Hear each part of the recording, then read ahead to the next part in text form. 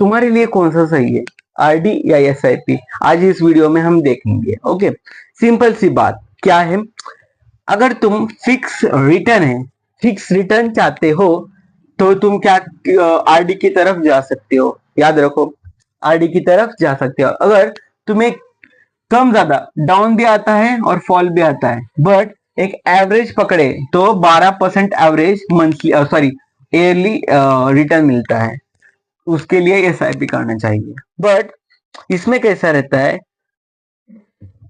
3 से 4 ईयर का तुम आरडी कर सकते हो, बट एसआईपी में एटलीस्ट तुम्हें 10 से 20 ईयर तक काम करना पड़ेगा। ओके, ये हो गई। बट इन द सेंस तुम 3-4 ईयर तक ही करोगे तो ये जाहिर सी बात है, तुम्हें तुम एक शॉर्ट टर्म इन्वेस्टर हो, और एसआईपी में कैसे लॉन्ग टर्म का गेम चलता है, बिकॉज ऑफ 10-20-30 साल ऐसा ड्यूरेशन चलते रहता है। ओके, बट इसमें क्या रहता है, मंथली मंथली तुम्हें पेमेंट करना पड़ता है। जैसा तुम ईएमआई को पेमेंट करते हो ना, वैसा ही मंथली तुम्हारा कुछ अमाउंट डिडक्ट होता है और आरडी में चला जाता है, तुम्हारे सैलरी का, तुम्हारे पेमेंट का, जो भी है प्रॉफिट का। बट इसमें कैसा रहता है, तुम मंथली भी कर सकते हो, तुम ईयरली भी कर सकते हो लमसम अमाउंट। ओके, और एक क्वार्टरली भी कर सकते हो, मतलब 4 महीने में एक बार कर सकते हो।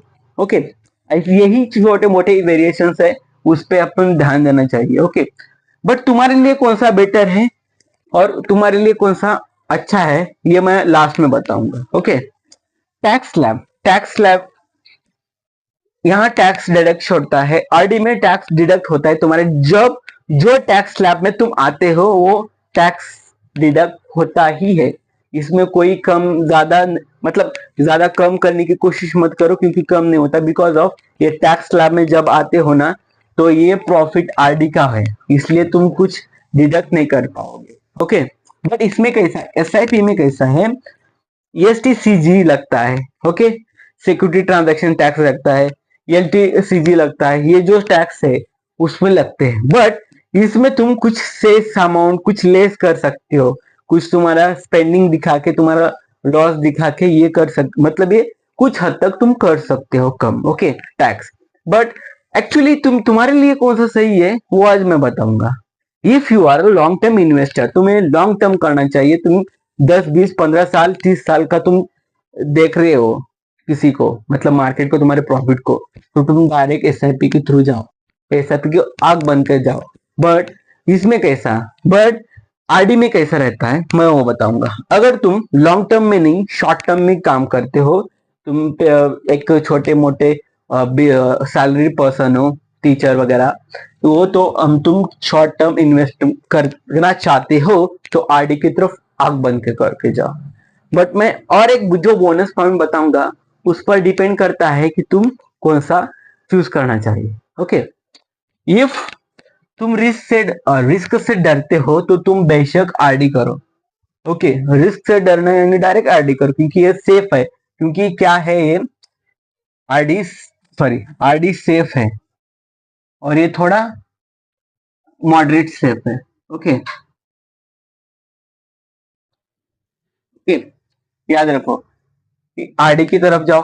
अगर तुम्हें इन फ्यूचर में तुम जो इन्फ्लेशन को बीट करना चाहते हो, तुम्हारी नियत इन्फ्लेशन को बीट करनी है, तो तुम डायरेक्ट एसआईपी के थ्रू जाओ। ओके, और कहने की बात, अगर तुम्हारा जो आरडी कर रहे हो, आरडी एक क्या है, सेविंग टूल है, तुम सेव करते हो कुछ अमाउंट, तुम्हारा पेमेंट का कुछ अमाउंट क्या करते हो, सेव करते हो, दैट इज सेव टूल। ये सेव टूल है, बट ये क्या है, वेल्थ क्रिएशन टूल है, wealth creation wealth creation tool है। यही छोटी छोटी बात हैं जो इसको, आरडी को एसआईपी से अलग करते हैं।